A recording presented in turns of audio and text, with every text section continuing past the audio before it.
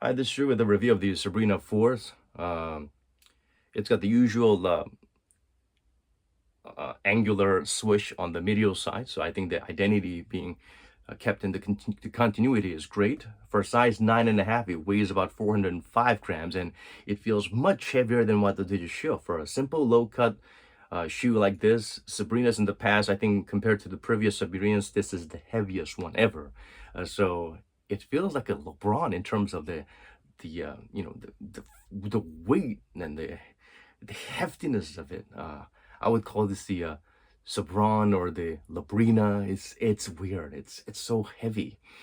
It feels heavier than what the Digits show. First, you can't really go true to size with this shoe because they have the ISO plate.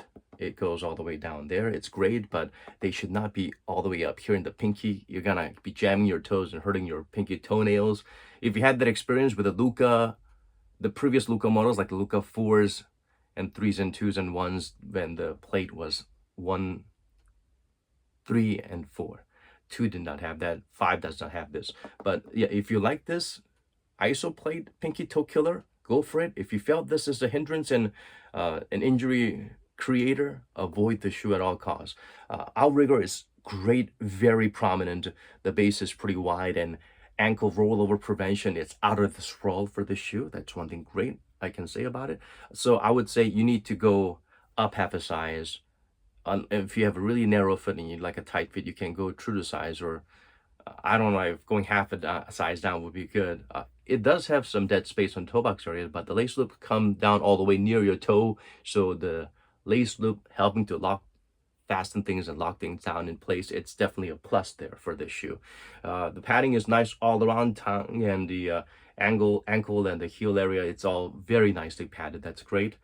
But it looks like it's breathable from the outside, right? There's like hold and mash and everything, but no, it's very, very stuffy. In fact, this is one of the stuffiest shoes I've worn in a while. It feels like a composite or a flight posit in terms of the stuffiness. It's great for winter if you want to keep your feet warm.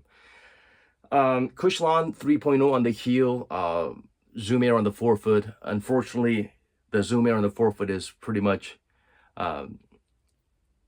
it's the kind of Zoom Air that you don't really feel much until you start losing it. Once you get punctured on one side, you can feel that imbalance, but otherwise, I don't know what they did around or along with the Zoom Air does not get the job done on the forefoot. If I wasn't told there was a Zoom Air on the forefoot, I would not have believed there was a Zoom Air on the forefoot. Kind of like the Luca 4s or even the LeBron 20s. They feel good on the heel, not so much in the forefoot, comparatively, relatively. And then the forefoot Zoom Air, when it pops, you feel like, oh, now I know what I'm missing. So yeah, it's relatively low to the ground. The heel cushion is great. Unfortunately, I wish they had a little bit more of an elevation on the heel cushion, or maybe a little bit more resilience there, because there's great compression and nothing much shear on the forefoot. It feels like Book 1 with a slightly subdued heel. So it is strange. So compared to the previous Sabrinas, I think this you feel the least amount of zoom here on the forefoot. The heel cushion, I think this is the best among the Sabrinas. But I still feel like it kind of elevates the forefoot, but the heel sinks. So it's not really good for those who are experiencing some Achilles tendonitis or who are prone to that. So that's an issue.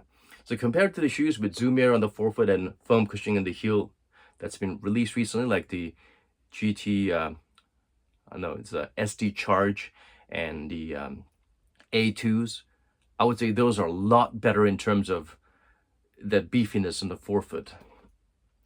So traction pattern, the S or the Thunder, it's a little bit more edgy. It's a bit more, it's very different from the rounded S that they use for the 3s. So definitely this is a lot more relatively better traction. The ones had good traction. 2s, I think, had excellent traction.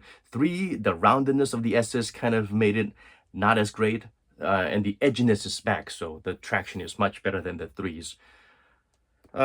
What else can I say about that? The insole is just a EVA insole, but it's kind of, it's thinner than it looks, and it doesn't have much give. So I would advise getting any other cheap insole from your supermarkets and replacing this because it's not that great.